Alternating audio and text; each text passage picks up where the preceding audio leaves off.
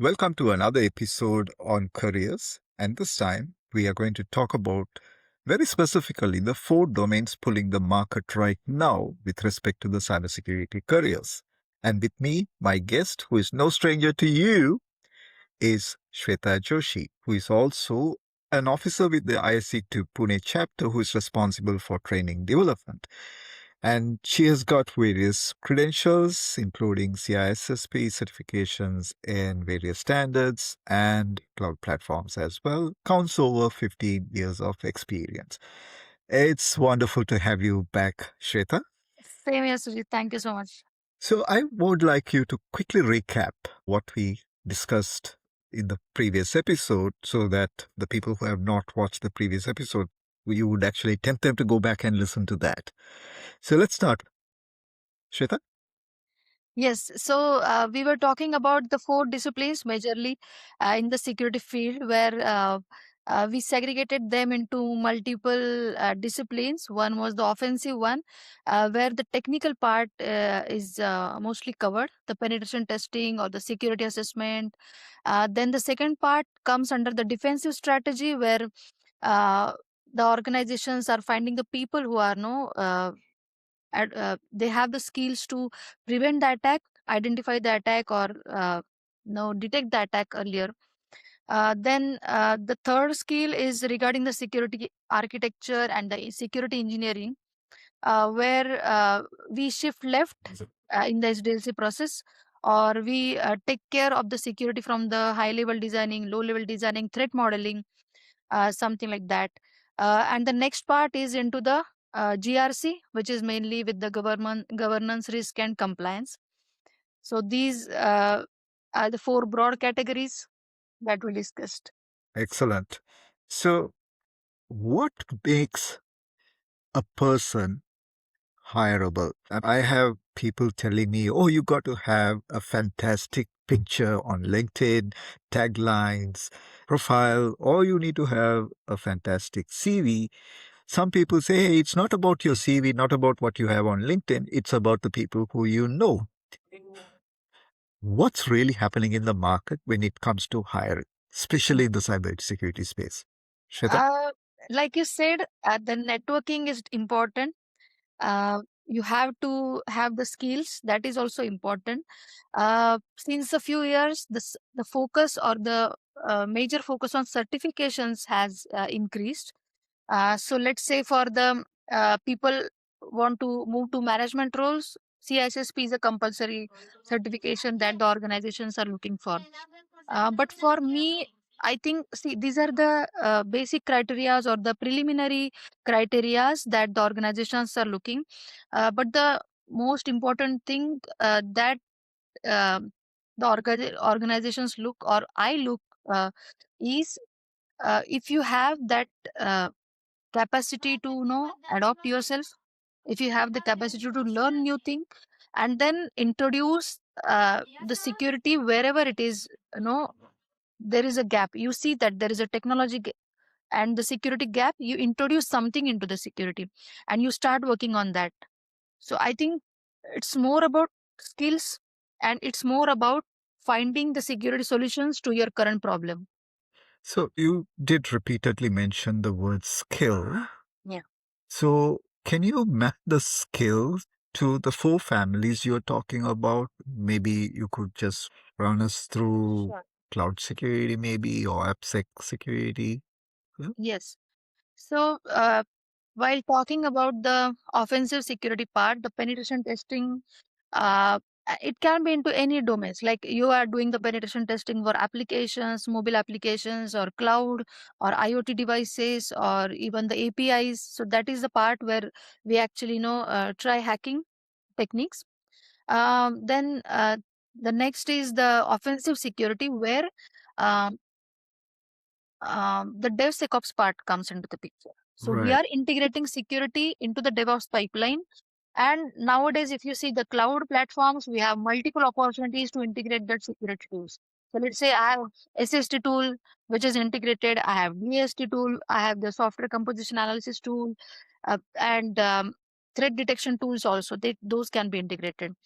Now talking about um, the offensive part only. That there is a threat detection and incident response also that comes under the offensive security. Talking about security architecture and security engineering part, so we have the people who are doing the threat modeling or the attack surface analysis for the products, for the application, even the people who are doing the secure architecture and secure designing for the products, the new developments or the new products that are yet to be developed.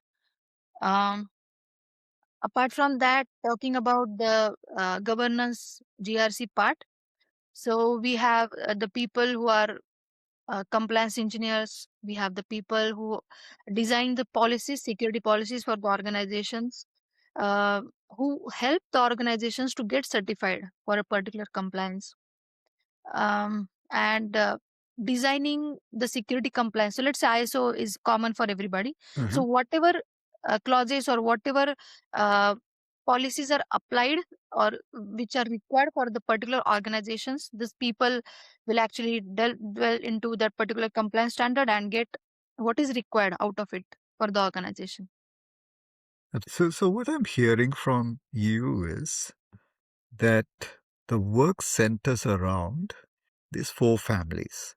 And if I were to delve deep, we are talking about identity and access management, and very especially catching misconfigurations before the attackers do. Yes, So that's becoming the core. yes, On one hand, we have the tools. On the other hand, we need people who can use the tool. So, what you are yes, saying is, while a human is available to turn it on, turn it off, but they need to have the right aptitude, right knowledge to infer the outcomes yes, and make sense out of it. yes, And then taking your conversation back to where you spoke about the GRC, categorize the risk, identify and quantify the impact to the organization, and work on a remediation plan and continuously monitor. You also we also spoke about compliance, which is more of a continuous assessment rather than uh, a point in time. And one of the other interesting thing, and I'm going back to our previous episode where we talked about the myth. The myth was you need to be a hacker to be a security professional or a security consultant.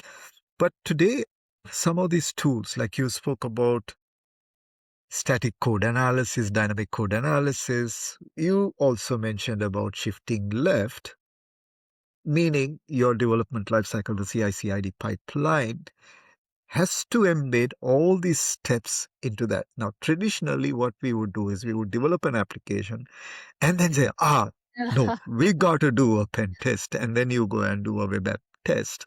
yeah, And the auditors would give you pages and pages of reports. And then you go back and start fixing it. yes, And the vendor would turn around and say, the quote we gave you is to develop the app, not to fix it. Now you're in a limbo. So that's what I think you're talking about in terms of having the right skill, able to articulate and make a case. Because we also spoke about as part of GRC, that you should be able to communicate these findings to the management. Shweta, you're trying to say something. Go ahead. yes. You rightly said about no shifting left and how the traditional model worked for security and nowadays how it has changed. So uh, the first thing which no where, so earlier it was only the test phase in the SDLC life cycle that people used to concentrate on for the security.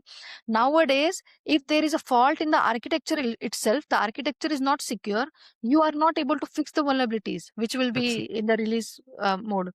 So it's very much important that various disciplines from security, they should work together, they should work parallelly to secure a particular product or application. So let's say you have the idea of the product. Now when you design the particular product, at that point itself we require the security person or the security architect to come into the picture and then design it securely.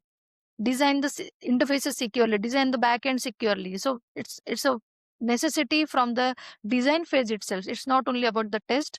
It has integrated into multiple phases of SDLC. So it has to run parallelly. Absolutely. I have a question. People say, hey, I can't find people. I have so many positions available. And when you go to the universities, you meet the students, they say, we can't find jobs. Organizations are saying, we have openings. Students are saying, we are not getting hired. So the question to you is, are we misreading a real issue? Is there a job gap or a skill gap? What's the issue here? Yes, to answer your question, it's both are true. So there is a skill gap, there is a job gap also, but Right. with respect to different years of experience. So let's say there is a fresher who is looking out for a job in cybersecurity. There are multiple opportunities, multiple openings for the fresher to, you know, get into the enterprise and study or to learn or to make himself or herself expertise into a particular domain. Now, the skill gap is in accordance with the technology which is used inside a enterprise. So let's say there is a DevSecOps discipline which is running, then and the organization needs people who are uh, skilled in cloud security, skilled in application security. So the freshers or the people who want to pursue a career, they need to gain some knowledge, at least understand what is that particular discipline, how I can get into that particular field, and how I can enhance my skills into the particular thing. Now this is a skill gap. Now the job gap or the job roles those are missing, those are from the higher management side, where the people want somebody to organize security for their organization, or maybe design the policies or implement security at various kinds of uh, this departments or various kinds of applications or layer wise putting security. So I think there are, like you mentioned, both skill gap is there and the job gap is there. Right. I'm just going to rephrase all what you said, right? There is a job gap. We acknowledge that. There is a skill gap. We acknowledge that. Yes. Both have to be worked parallelly, Yes. right? So when you talk about the job gap, it's about from an organization standpoint, we are not rebranding positions, but we need to have the skills to fill that job gap, right? So we have an ecosystem which also has to change. As technology evolves, people in roles also have to evolve. They also have to scale. They have to acquire new skills, unlearn and relearn, right? Yes. We've been talking about AI for decades, but today it is a reality. So there are two sides to it. How would an end user use AI as an assistant? Not like a Google search, but to enhance his or her work. How can they automate certain routines? Now, I had the pleasure of meeting one of my good old friends when I was in San Francisco. And he was telling me when he wakes up in the morning, he has all the to dos, a summary of all the meetings, what he has to attend with notes, the points to discuss. And there are emails which the tool has drafted. All he has to do is review it, make changes if required, send. He gets into the car, it tells him where to go, how to go. So part of his life is fully integrated. So he says that he has a better work life right now. The question I had for him is, are you overwhelmed at any given point in time? Do you feel that you're doing more work now than what you were earlier? Yeah. But he had an interesting answer. He said yes, but he feels satisfied he is able to do a lot more quality work. So he's able to prioritize. He's not reacting. So that's a point which I would like the audience to take note. So for those who are aspiring to enter the field, and I think they also need to do a little bit of research, read up. Today, knowledge is not a scarcity. There's a lot of literature, a lot of material available, which is easily accessible. So they need to find the time to read up and acquire those skills or knowledge, right? And when they have the theoretical knowledge, when they walk into a job, it's not the first time they are hearing about it. So the people already there in the organization makes it very, very easy for them to say, hey guys, this is what I expect. Let's say they just need to configure a WAF. So if they know what a WAF is and what typically happens in a WAF, what protection layers do, or what detection layers do, and how it integrates to a SIM, the conversation is much more easier. And the person who is coming in as a fresher is also able to find and identify gaps and say, hey, this shouldn't be the case. Oh, I see you could do this differently. Right? So that's my view. And I think we had a lot of side conversations, and this is what we also discussed, right? Yes. So, Shweta, I mean, before we wrap up this session, what would you advise those people who are aspiring to enter the field and those people who are looking for a change? And the third one, for the people who are already in the field, what would help them to grow?